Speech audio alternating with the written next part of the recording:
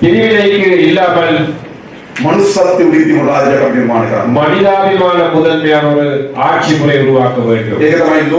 வர்த்தமான ஸ்ரீலங்காவை தனாகதி அதுதான் உலகத்திலும் இன்றைய இலங்கையிலும் எதிர்காலமாக நாங்கள் அதற்காக செயல்படுகிறோம்.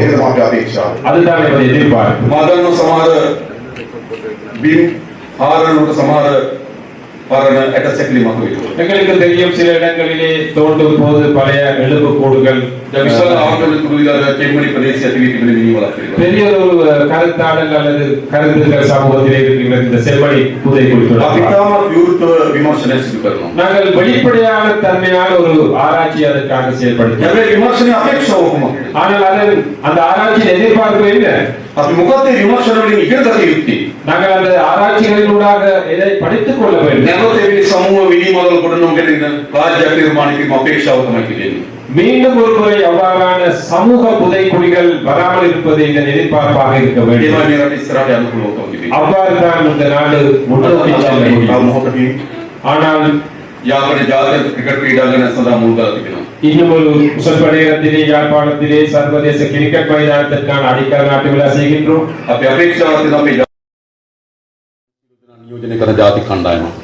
எதிர்பார்ப்பு கொண்டிருக்கின்றது சிங்களம், தமிழ், முஸ்லிம் போன்ற அனைத்து இடங்களை பிரதித்துவம் செய்யும் ஒரு தேசிய கிரிக்கெட் அணி எமது தேசிய கிரிக்கெட் அணி யாழ்ப்பாணத்திலே சிங்களம், தமிழ், முஸ்லிம் நாங்கள் அனைவருமே ஒன்று சேர்ந்து கரகோஷமிடும் பவிலியன் ஒன்றை நாங்கள் அமைக்க வேண்டும். அதுதான் நமது எதிர்பார்ப்பு. அதை விட என்ன வேண்டும்? இதை விட முக்கியமான நன்மையான விடயம் எது? இதுதான் எமது நாட்டுக்கு அத்தியாவசியமான சிறப்பான விடயம் இதுதான். அதற்காக நாங்கள் போலீஸ் அதிகாரிகள், ராணுவ அதிகாரிகள், தேசபாலன அதிகாரி, அரசியல் தலைமைத்துவம்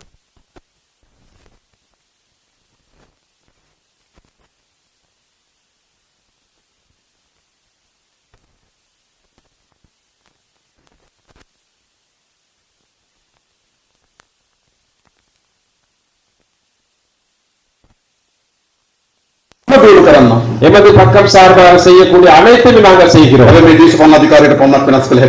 ஆனால் இந்த அரசியல் தலைமைத்துவத்துக்கு கூட எல்லாத்தையுமே மாற்றேன். பாராளுமன்றத்தில் 227 ஜனாதிபதியும் உள்ளிட்ட எடுத்தால் தலைமைத்துவம் சின்னதும் அரசு துறை எடுத்தால் மிகப்பெரிய ஒரு துறை.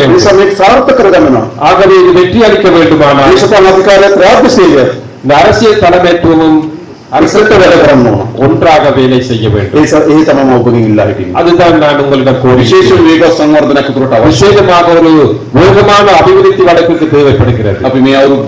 இந்த வருடம் வட மாகாணத்திற்காக 5000 மில்லியன் ரூபாய் ஒதுக்கினோம் வீதிகள் புனரமைப்புக்கு. அரசு துறைக்கு இதை முன்னுக்கு கொண்டு செல்லலாம்.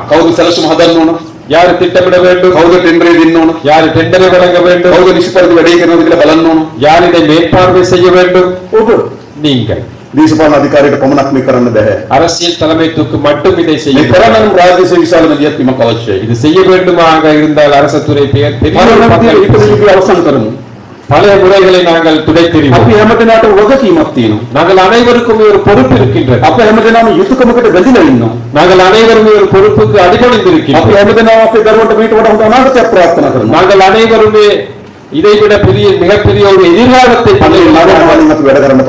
அந்த குறிக்கோளுக்காக செயல்படுவோம். ආරාධනා කරමි. அதற்காக நாங்கள்